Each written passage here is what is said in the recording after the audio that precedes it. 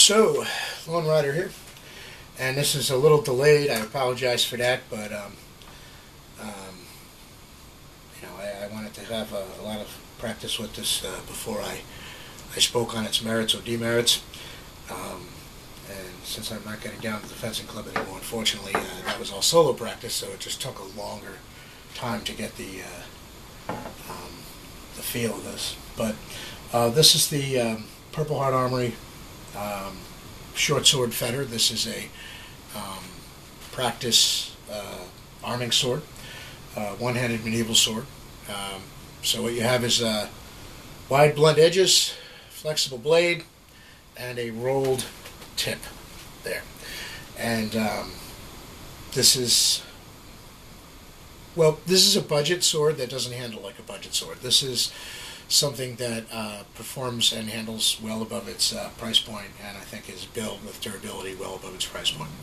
So this comes in at under $200, and it's great if you want to do sword and buckler, or like I said, just one-handed arming sword.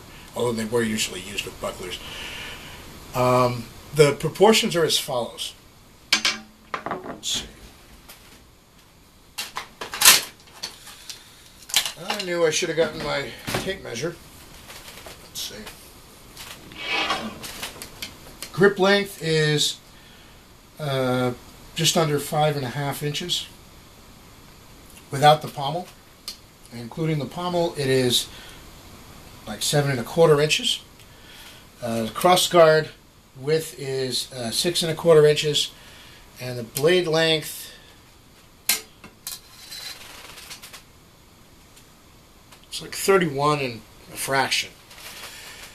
Now, this, like I said, it's a budget sword that doesn't feel like a budget sword. It handles well above its price point. The point of balance is fairly normal for these type of practice swords. It is relatively close to the guard, as you can see. These tend to be weighted a little more back towards the hand to reduce the force with which they hit for safety's sake. But it's not ahistorical.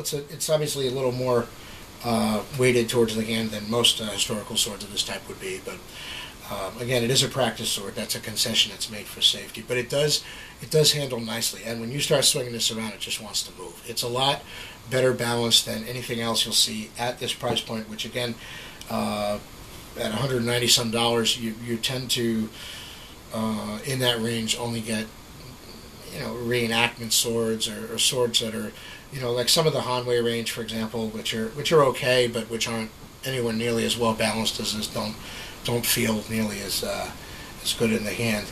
The construction is very sturdy. You've got the guard slotted on there. You've got what appears to be a wood grip with leather binding, and then you have the pommel. It's a simple wheel pommel, chamfered edges, and then it's peened, as you can see there. And this is very sturdy. Not only hitting a pel, hitting soft targets, not only has nothing come loose. I actually did hilt strikes with this. I did a Mordhau. Now I know that's more of a long sword technique, but I was curious what would happen. And nothing is loose. Everything is rock solid, as you would expect. Now there's a bit of a gap on the guard, but it's not really a. Let me put it this way: it's a gapping in the process of making the guard, but at the end you're not left with a gap because it's filled with sheet metal here, with steel. So there's very little gap in the sword hilt there, and like I said, you've got sturdy grip, sturdy cross guard, sturdy pommel. I would say I heartily recommend this sword. The thing handles, like I said, way better than a sword at this price point should. And when I was getting down to the fencing club, they had several of these there, and I did get to handle them, and so on and so forth. So I haven't used this one against anyone else, but I got to handle the other ones and use them, and I got to see other people using them against each other. And everybody's general idea was that this was a pretty darn good practice sword, especially for the price. And I heartily concur with that. Now that said, there are a handful of nits you can pick. the end of the fuller isn't like perfectly centered, where it kind of comes to a rounded point. The center of that rounded point isn't like perfect. If you're going to pick nits like that at a practice sword at this price point, I think you're kind of a jerk, especially if you're going to point out something like that and ignore all the benefits, like the handling and the durability. But I am pointing it out just to make someone aware of it who hasn't seen this sword. There hasn't been a lot posted about these online, so hopefully this will help somebody make up their mind.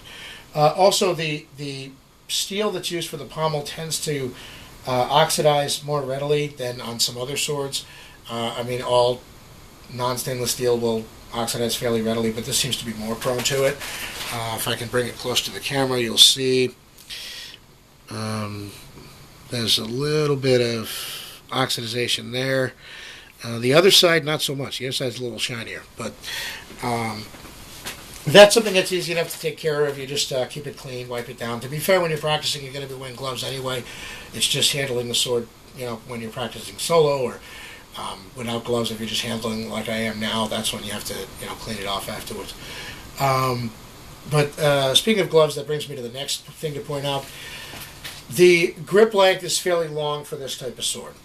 And you'll see there's enough extra hand room there that if I wanted, you could use this like basically like a short long sword. There's enough room there for my first two fingers, and then my last two go on the pommel. And if I scooch my hand up a little bit, I could even get 3 fingers on there and part of the last third one, and then the fourth one on the pommel. It's I don't think this is made with a grip this long with the idea of it being used as a two-handed sword, because it's obviously not. It's an arming sword. I think it's a concession that's made for the fact that when people are practicing, when they're doing HEMA, when they're doing historical swordsmanship, they're going to be using gloves. And the gloves tend to be fairly bulky, especially gloves that you'd wear with a sword like this, where there's just a cross guard. There's no knuckle bow or shell guard or anything like that, no rings. So you're going to need a fairly protective glove with something like this. So they made the grip longer so that when you're wearing a big bulky glove, you can fit your hand in there. Fair enough. But some people who are sticklers for historical accuracy might be like, it's a little long, it doesn't look right. So I figured I'd mention that.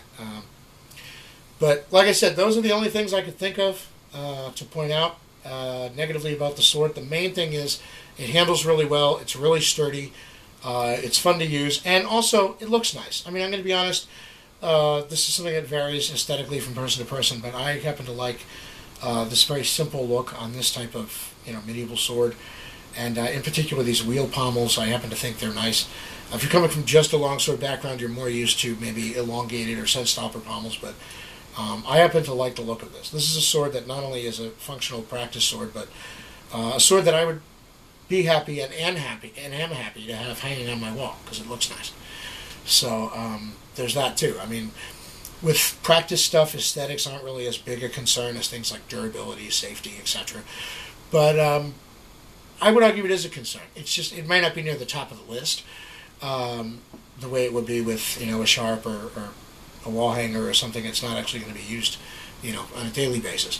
But I would argue it is a consideration, right? If you don't like how something looks, you're not really going to enjoy using it as much as you will if it's like, wow, that's an awesome sword. That's a sword I'm proud to carry. I'm okay being seen with that sword. And really, it is a nice looking sword. Like I said, it's a budget sword that doesn't feel or handle like a budget sword.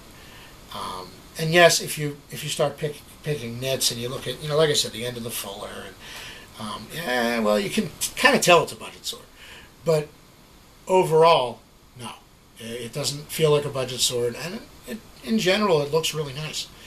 So it's a sturdy, well constructed, fairly affordable medieval practice one-handed sword, and I would definitely recommend getting one of these if you're into sword and buckler, if you're into medieval swords, if you just want a cool sword to muck around with, if you're planning on practicing historical fencing or getting down to the fencing club, or if you just, like I said, you just think swords are cool and you just want one.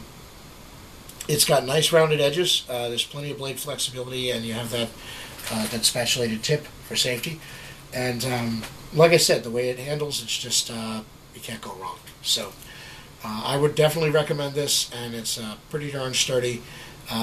Like I said, the way the peen pommel, the hilt, everything is sturdy enough that I actually did hilt strikes with it, enough so that the guard actually pierced through the target, and it's still rock solid. It's held up fine, and so I would definitely recommend this wholeheartedly. Now, just one little thing I wanted to add. This is a completely unrelated thing, but those who are into historical swordsmanship, swords, that sort of thing, historical things from that time period, have probably heard of a guy named Tod. He runs a website called Tod Stuff. His budget line is Tod Cutler, and he makes knives, daggers, swords, crossbows, bows, all sorts of things. Now, I didn't have enough dough lying around to get one of his proper daggers, but I did have enough for one of his small medieval utility knives, which is what this is. So I just wanted to give a brief overview of that. There you go. You see his logo, the interrupted circle there. This is a full flat grind blade. Blade is about 4 inches.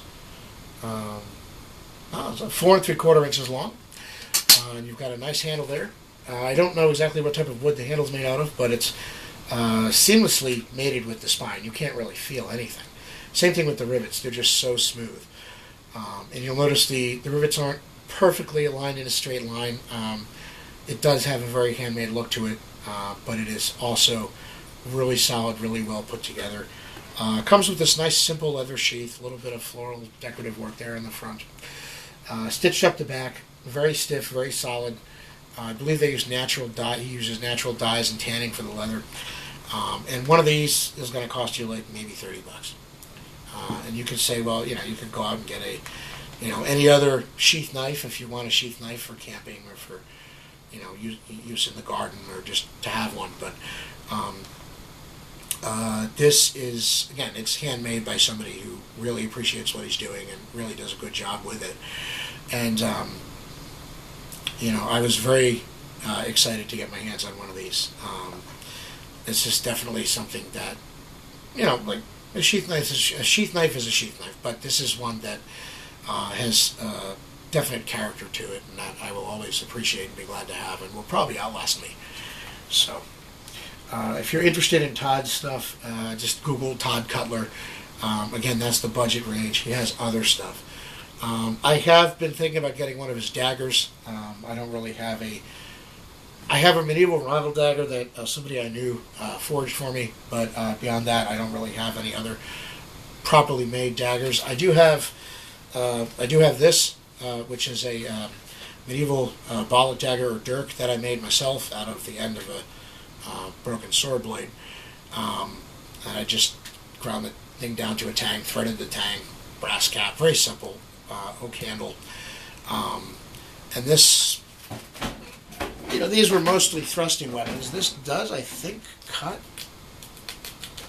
You see if it does cut. Let's see.